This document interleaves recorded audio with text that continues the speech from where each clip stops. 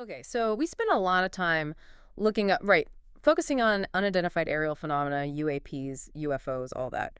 But today, we're kind of shifting our whole perspective. We're going deep, diving beneath the waves to explore something, well, far more mysterious and definitely harder to track. Unidentified submerged objects, USOs. Yeah, USOs are, they're really the hitty half of this whole UAP phenomenon. Yeah. We're talking about objects detected lurking deep under the water, mostly picked up by really sensitive sonar, electronic systems, Yeah. stuff designed for subs, not necessarily something moving impossibly fast and quiet. And how are we defining them? Is it just craft? Our sources define them pretty broadly, actually. Hmm. Could be unexplained deep-sea structures, maybe even strange creatures, or these really high-speed craft that seem to just ignore the laws of physics as we know them underwater. Right. And the goal for this deep dive is really to connect the long history of these things. I mean, we're going back thousands of years, connect that to the modern military encounters, especially these transmedium craft. Exactly. Objects that can apparently move from the crushing deep ocean right up into the air. Seamlessly. Which kind of suggests the mystery isn't just what's flying around up there, but maybe what's hiding down below. That's it. The constant theme is mastery of both environments, air and water. So let's pull on that historical thread first, because this idea of weird stuff or intelligence in the sea, it's definitely not new. No, not at all. We're not starting with radar in the Cold War. We're going way back, like 5,000 years back. Now, it's easy to just write off old accounts as, myths or folklore, but they do suggest this stuff is sort of baked into human experience. Sources mention a really weird Boston sighting, 1644. Two lights, shaped like a man apparently, rose up out of the water and vanished. Pretty specific for that time. It is compelling. But to really get the depth of this history, you kind of have to look at the Aboriginal Wanina legends from Australia's Kimberley region. We're talking possibly 5 millennia old. The Wanina, those were the gods, right? Deities, yeah. And the key detail woven right into their traditions is that these gods came from the sky, but they lived in the water. And they had, like, total mastery over it. Yeah. So this ancient cultural memory basically describes a non-human intelligence that's fundamentally tied to the deep sea. That idea, ancient beings mastering the water, it immediately brings to mind some of these deep sea structures that still baffle people today, like the geological and archaeological anomalies the sources highlight. They really spark debate, don't they? Natural formation or something else. Totally. And what's fascinating is how they mess with our neat timelines of human civilization. Yeah. Take the Yonaguni Monument near Japan. Oh, yeah, the underwater pyramids thing. Right. Some experts are adamant, and just natural erosion made those sharp angles and steps.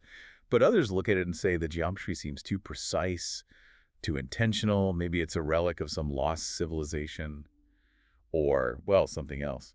The debate's intense. And you see that same kind of ambiguity with the Lake Michigan Stonehenge, this submerged stone circle. Looks like it might have been an ancient observatory. Which raises questions about old coastlines, water levels, maybe even unknown cultures. So whether it's ancient human stuff we don't understand, weird geology, or maybe something non-human, the point is the ocean floor holds these massive historical question marks. Exactly.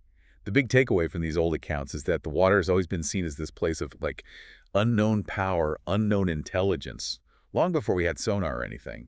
It sets the stage. These aren't necessarily new visitors. They might be part of the planet's furniture, so to speak. Okay, but then the story takes a sharp turn when we hit the Cold War era. That's when it shifts from maybe myths and weird rocks to, like, hard data from super sensitive military gear. Electronic warfare systems. Now, sonar pings instead of legends. This is where it stops being just archaeology and starts looking like a serious national security thing. And this is where it gets really interesting. Right, because now the phenomenon becomes quantifiable. You get these high-quality, repeated encounters reported by trained military people, often in classified settings. Yeah, and our sources detail one really specific firsthand account from Mark D'Antonio. He was a U.S. Navy contractor, also an astronomer. He was actually on a nuclear submarine during a patrol. Okay, so he's in the sonar room. Right there in the sonar section. The one place you absolutely expect things to behave according to known physics, And what did he see? He saw the sonar operator tracking an unidentified object, and the speed, it was logged in the several hundred knots range. Okay, hang on. Several hundred knots underwater. Yeah. Water is dense, like 800 times denser than air. Moving that fast should create insane friction, heat, noise. Exactly. But what makes D'Antonio's sighting even crazier is what he saw on the display. The object left only a tiny, fine-line trace, Really? meaning it was almost silent, sleek, basically no cavitation signature, none of the usual disturbance you'd expect. Wow. Okay. Silent and impossibly fast. And then the response to it. This is maybe the most telling part. The executive officer, the XO, comes over. He confirms the speed, logs the data, so acknowledging it happened, but then he just shuts down any further discussion. Instantly. How? What did he say? The quote is pretty famous in these circles. He apparently put his hand on D'Antonio's shoulder and said something like, "Mr. D'Antonio, are you having a good time so far?" D'Antonio says, "Yes, sir, I am," and the XO just says, "Let's keep it that way," then walks off. Whoa. Yeah, that's a clear message, right? We saw it, we logged it, now you forget it. That kind of information control, it wasn't just random.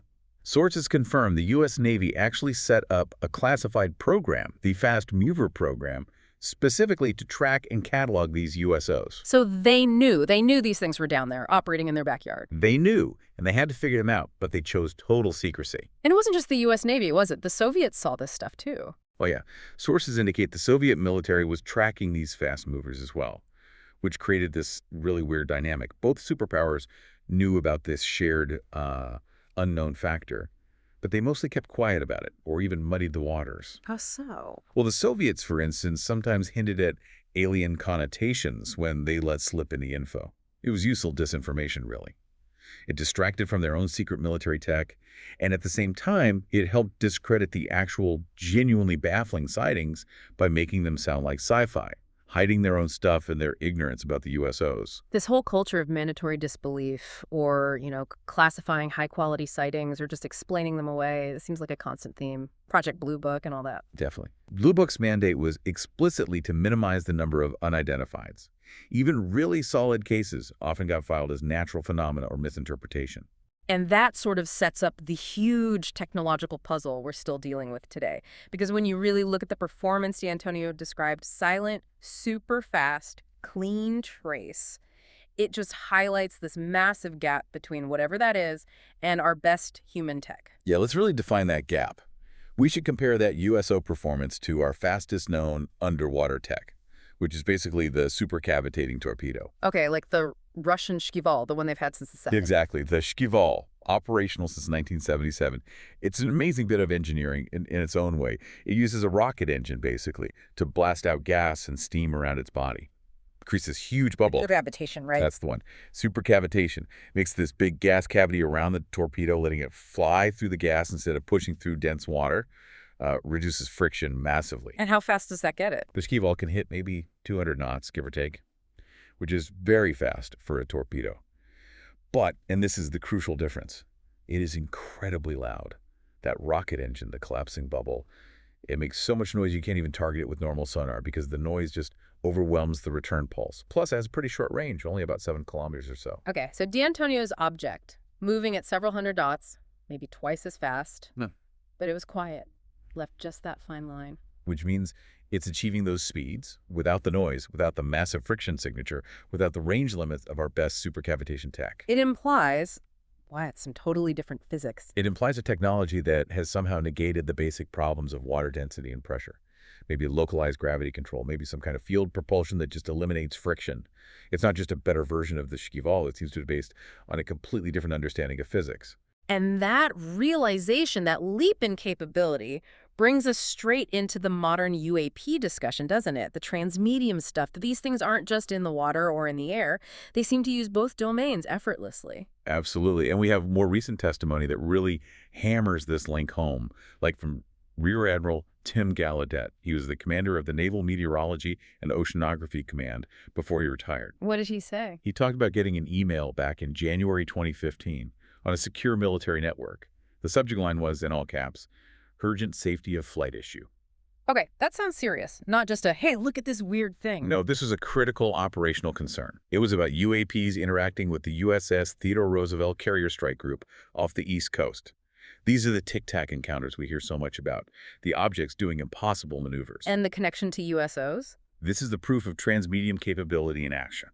The reports indicated objects coming from the sky and going into the water, or the other way around, operating, as Gallaudet put it, quote, unhindered in our seas and skies. masters of both environments. Just like those 5,000-year-old Wandjina legends described, it's a persistent pattern. So if some intelligence does have this kind of tech, able to ignore the pressure of the deep ocean and the thinness of the upper atmosphere, where would they logically hang out or hide? Well, that brings us to the sheer vastness and darkness of our own planet's oceans. Right. It's the ultimate hiding place. It really is. The ocean is like this giant information black hole for us. We've explored, what, maybe 5% of it? The deepest part, the Mariana Trench, is only about 7 miles down. Sounds like a lot, but compared to the ocean's volume, and the pressures down there are immense. Our best tech barely survives. So something could travel between stars. Handling the deep ocean pressure would be plausible. You think so, right? Negating crushing forces seems like part of the package if you've mastered interstellar travel. It makes the deep ocean the most logical place on Earth for, say, a permanent base, or at least a hidden staging area. Our sources definitely raise that hypothesis. Maybe these USOs, or whoever controls them, aren't just visitors. Maybe they're residents. Okay, let's push that idea a bit further then. If they can handle the insane pressure and density of miles-deep water, could they, theoretically, move through solid rock, like bases inside the Earth's crust? That's a big leap, speculation-wise. But it's a necessary question when you're talking about physics beyond our grasp. While handling water pressure implies incredible control over physical forces, solid rock is different. Its atomic structure is a rigid lattice, way denser and more stable than water. Moving through it, or living inside it, would need exponentially more control. Like control over interatomic forces, maybe phase-shifting matter itself. It's a whole other level. But if you're already doing silent several hundred-knot travel in the ocean, who knows? You're clearly playing by different rules. Okay, so let's try and wrap this up. What does this all point to?